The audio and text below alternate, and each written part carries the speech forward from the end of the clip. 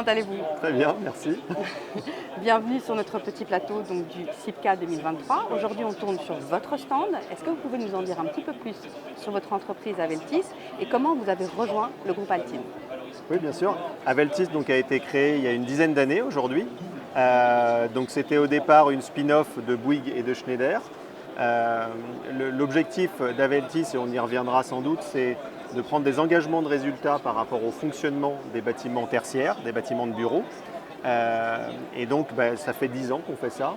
Et depuis un an, on a rejoint le groupe Altine, qui est un acteur engagé sur toute la chaîne de valeur de l'énergie, de l'environnement et du numérique. Et donc évidemment ça fait sens et ça résonne avec la proposition de valeur d'Aveltis. Très bien, donc j'entends beaucoup parler d'engagement. Je crois aussi que votre engagement vient du fait que vous êtes capable de vous adapter. Est-ce que vous pouvez nous dire un peu plus sur la technique et sur la flexibilité que vous proposez aux immeubles que vous gérez?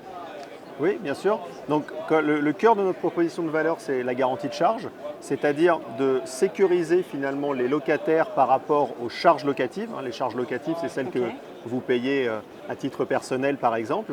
Donc en général, c'est une estimation qu'on vous donne et il y a une régularisation en fin d'année suivante. Et bien là, en fait, nous, on va protéger donc là, les acteurs du bureau de ce même mécanique, c'est-à-dire qu'on vient, c'est plus une estimation finalement, c'est un engagement qu'on vient prendre. Et bien si à la fin de l'année, on a dépassé l'engagement prévu, c'est nous qui prenons en charge la différence. Très bien, ça veut dire que l'engagement va jusqu'à un engagement financier aussi pour vous et que donc vous suivez tout le parcours de la société pour ces économies d'énergie. Comment ça se passe techniquement? Comment est-ce qu'on gère ces bâtiments?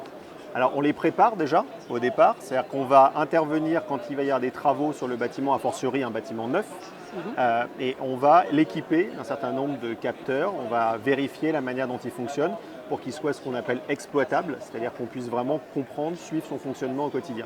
Et après notre métier dans la vie du bâtiment, c'est justement d'être sûr que le bâtiment soit en permanence dans sa meilleure configuration pour qu'on corresponde finalement à la modélisation que nous on avait faite et à notre engagement. Et si on ne l'est pas, c'est de détecter ça au plus vite pour pouvoir remettre le bâtiment dans l'épure. D'accord, donc c'est un vrai suivi sur mesure en temps réel. Et du coup, en parlant de bâtiment, quel est aujourd'hui votre plus beau succès, votre plus belle fierté sur ce que vous avez réalisé? Alors, on peut parler du bâtiment Crisco qu'on exploite pour le compte de La Française Asset Management.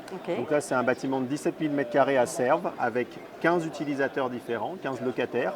Donc pour nous, c'est vraiment le bâtiment sur lequel on a à la fois le plus de services, le plus de locataires dans un seul bâtiment. Donc c'est effectivement une très belle fierté. Ok, et des projets à venir peut-être dont vous pouvez parler aujourd'hui?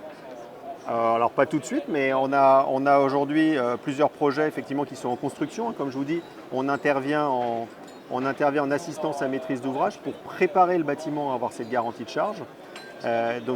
Sous deux angles en fait. Le premier, c'est qu'on va fournir au maître d'ouvrage le montant des charges locatives sur lequel on s'engage. Donc là, lui, ça va lui permettre, quand il cherche un locataire, de pouvoir justement parler pas seulement de loyer, mais aussi de charges locatives avec des charges qui sont engageantes. D'accord. Et puis la deuxième chose, c'est que nous, comme on s'engage assez tôt dans le process de construction du bâtiment, il faut qu'on suive que la réalisation du bâtiment est bien conforme à ce sur quoi on avait pris un engagement. Donc en anglais dans le texte, ça s'appelle du commissioning. Alors c'est pas pour rien qu'il n'y a pas de mot en français là-dessus. C'est parce qu'en fait c'est une pratique qui est assez peu répandue en France. On pourrait appeler ça un contrôle qualité. Donc on vient à chaque étape du process de construction vérifier qu'on est bien à la performance attendue et qu'on ne s'éloigne pas finalement de la manière dont le bâtiment a été conçu. Donc c'est votre vraie valeur ajoutée par rapport au marché, je suppose, par rapport à ce que peuvent faire vos concurrents ou vos confrères. Mais du coup, pour revenir un petit peu à ce qui nous rapporte ici, le CIPCA. Pourquoi le CIPCA? Pourquoi le choix de ce salon? Et comment vous positionnez ce que vous présentez ici aujourd'hui? Oui, il y a une composante nécessairement environnementale dans ce qu'on vient de présenter, puisque une partie des charges locatives vont être liées notamment à l'énergie du bâtiment, et donc qui dit énergie dit carbone. Et puis il y a un certain nombre de services aussi qu'on va offrir qui ont un impact carbone. Et si on vient déplacer des intervenants, ils vont venir en transport en commun, en voiture, impact carbone. S'il y a des livraisons sur le bâtiment, impact carbone. En fait, globalement, et c'est l'intérêt du carbone finalement, au-delà de l'énergie, c'est que sous une métrique unique, on vient quantifier toute l'activité d'un bâtiment. Et donc ce qui est intéressant, c'est de pouvoir baisser au maximum l'empreinte de fonctionnement du bâtiment. Donc dès qu'on gère des bâtiments, finalement il y a empreinte carbone. Et donc c'est le challenge, je crois, de toute la profession aujourd'hui, d'essayer de fabriquer des objets qui consomment le moins possible et de faire en sorte que dans la vraie vie, en occupation, avec tout ce qui va être dans la vie du bâtiment, on arrive à tenir cet objectif. Très bien. Et donc juste un petit mot après sur vos clients, peut-être les gens qui sont là et qui nous regardent aujourd'hui. On est plutôt sur quelle proportion de promoteurs, de property management? Comment ça se répartit chez vous? Alors on a les trois. En fait, on a trois catégories de clients. On commence par un maître d'ouvrage, donc un promoteur ou un propriétaire qui est en train de faire des travaux sur son bâtiment. Donc première catégorie, maître d'ouvrage. Donc là, comme je disais, on va préparer le bâtiment. Et après, dans la vie du bâtiment, on vient fluidifier finalement la relation entre un bailleur et un ou plusieurs locataires, justement en dérisquant un sujet qui est souvent un sujet d'achoppement entre propriétaires et locataires. En détendant un peu l'atmosphère. Voilà, ce sujet de charge locative et de fonctionnement du bâtiment au quotidien. Alors Guillaume, votre valeur ajoutée, ou en tout cas ce qui vous différencie par rapport à votre marché, concurrentiel ou non. Moi j'ai entendu parler de flexibilité, j'ai entendu parler d'engagement. Est-ce que vous pouvez m'en dire un petit peu plus sur la façon dont vous gérez ces économies d'énergie? Oui, bien sûr. En fait, il y a deux manières de gérer de manière vertueuse un bâtiment en ce qui concerne l'énergie. Il y a un premier sujet qui est lié à la sobriété, qui a été d'actualité beaucoup l'hiver dernier. Donc la sobriété, je pense que tout le monde en a entendu parler, c'est le fait de consommer moins en moyenne au global. Voilà. Il y a un deuxième sujet qui est un peu plus technique, on va dire, qui est la notion de flexibilité. C'est-à-dire qu'en fait, il faut qu'on se mette en tête que consommer de l'électricité, par exemple, à un instant T, ce n'est pas équivalent en fonction du moment de la journée où on vient la consommer.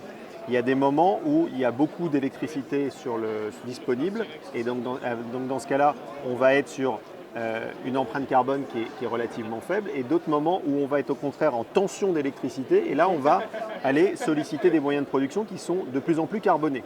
Et donc à ce moment-là, en fait, il faut essayer de moins consommer. Donc il n'y a pas juste une question de ma consommation moyenne, il y a une question de quand est-ce que je consomme. Une question de réalité du coup, en fait. Et oui, de réalité du marché énergétique et de la manière dont on produit l'énergie en France. On a une base qui est nucléaire et après on va activer d'autres types de centrales au gaz, au charbon et celle-là elle pollue plus. Quand je dis on, c'est pas nous directement, c'est les producteurs d'énergie. Et donc en fait, par contre là nous on peut intervenir, c'est qu'on sait, puisque c'est publié, la manière dont l'électricité est produite à un instant T, on a même une météo, l'année dernière, on a eu la météo de l'énergie, donc on savait quand il y aurait ces fameuses tensions. Et là, en fait, tout l'enjeu, c'est de consommer le moins possible à ces moments de tension. Donc c'est un enjeu économique pour celui qui consomme moins parce que l'énergie coûte plus cher à ce moment-là, mais c'est aussi un enjeu environnemental parce que c'est une énergie, comme je disais, qui est plus carbonée. Donc le deuxième challenge, on a parlé beaucoup de sobriété l'année dernière.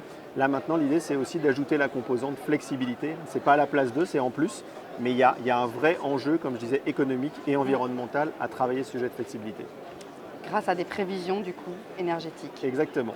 Et donc Altis peut maintenant gérer la prévision énergétique ainsi que la gestion du bâtiment. Exactement, on fait les deux en même temps. Super. Merci beaucoup Guillaume. Merci.